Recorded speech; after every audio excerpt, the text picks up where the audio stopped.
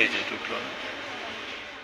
10 August ভোর 5:40 রোগিণীতে এই private কারটি আসে সিরাজুল ইসলাম মেডিকেলে। বেসমেন্টে ঢোকার ঠিক আগে গাড়ি থেকে প্রথমে নামতে দেখা যায় মিজানকে। এর কিছুক্ষণ পরই নামেন গাড়ির মালিক জুবায়ের সৌরভ। দ্বিতীয় ফুটেজে দেখা যাচ্ছে চালক জাকির করলা ফিল্ডার মডেলের এই গাড়িটি নিয়ে হাসপাতালের বেসমেন্ট 2-তে যাচ্ছে। একটু পর গাড়ির দিকে যেতে দেখা যায় মিজানকে, তবে সৌরভকে বেসমেন্টে আর ঢুকতে দেখা যায়নি। এরপর 30 ঘন্টা পর ওই গাড়িটি থেকে দুজনের মরদেহ উদ্ধার হয়। এদের একজনের মুখমণ্ডল রক্তাক্ত ছিল। মরদেহ প্রথমে নজরে আসে ওই বেসমেন্টের নিরাপত্তা কর্মীর। গতকালকে সকালে একটা গাড়ি আছে, সেই গাড়িটা এখনো যায় নাই। তখন আমি ওই গাড়ির নাম্বার নিয়ে নিচে যাই এবং এটা প্রতিদিনই আমি যাই নিচে গাড়ির স্পেস দেখার জন্য যে আমি আর কয়টা গাড়ি নামাইতে পারবো। তো যাওয়ার পরে দেখি গাড়ির ভিতরে ওই 2টা লোক শুয়ে আছে। গাড়ি কোনো লক ছিল না, টান দিতেই দরজাটা খুলে যায়। ভিতরে তাদেরকে ডাকতে থাকি। এক পর্যায়ে আমার চোখ পড়ে পিছনের সিটে যে শুয়ে আছে তার কপালের উপরে ফোসকা পড়া এবং হাতে ফোসকা পড়া।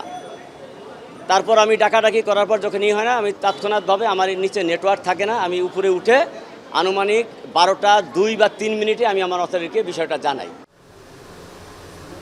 খবর পেয়ে ঘটনাস্থলে আসে র্যাব, পুলিশ ও সিআইডি। লক ভেঙে গাড়ি থেকে বের করা হয় জাকির ও মিজানের অর্ধগলিত মরদেহ। ধারণা করা হচ্ছে প্রচণ্ড গরমে অল্প সময়েই পচন ধরেছে লাশে। প্রাথমিক তদন্তে জানা যায় নিহত জাকির ও মিজানের বাড়ি নোয়াখালীর চাটখিলে। বয়স 38 থেকে 42-এর মধ্যে। এখন আমরা সিসি ক্যামেরা যেটা আমরা পুরাটা দেখলে বুঝতে পারবো, মোটামুটি আমরা দেখেছি এখন পর্যন্ত ওই রকম অস্বাভাবিক কিছু দেখি নাই যে ওইখানে অন্য কেউ যাওয়া বা অন্যরকম কোনো কিছু এখনও দেখি নাই। তবে আমাদের এখন অনেক বিষয় বাকি আছে, এগুলো আমরা আসলে মিলাইতেছি। থরলি একটা ইনভেস্টিগেশন করতে হবে আমাদের, করার পরে আমরা বুঝতে পারবো যে এই দুইটা মানে এই ঘটনাটা কেমনি কিভাবে ঘটলো এটা আসলে তারপরে বুঝতে পারবো। আর পোস্টমর্টম রিপোর্ট তো আমাদের লাগবেই।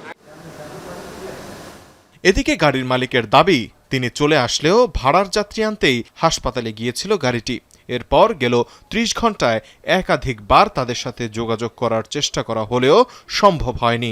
একটা ভাড়া পাইছি 3000 টাকা মতো, আপনি বাসে চলে যান না, সিরাজুল মেডিকেলের এখান থেকে যাইবো আর কি।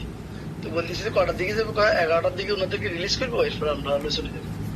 তো আমি চিন্তা করলাম যে ওই এখানে আছে লগে একজন, তো আমি শুদ্ধ থাকলে তো মানে খাবার হইব না। তো আমি ঠিক আছে বাসে চলে যাই, তাহলে তুমি ভাড়াটা মারি চলে আসো। পরে 2টার দিকে রমনা থানার পুলিশে আমাকে ফোন দিচ্ছে যে আপনার এই নাম্বার আপনার গাড়ি, আমি বলছি তো আপনার গাড়িতে এই ঘটনা আছে, আপনি ঢাকায় আসেন।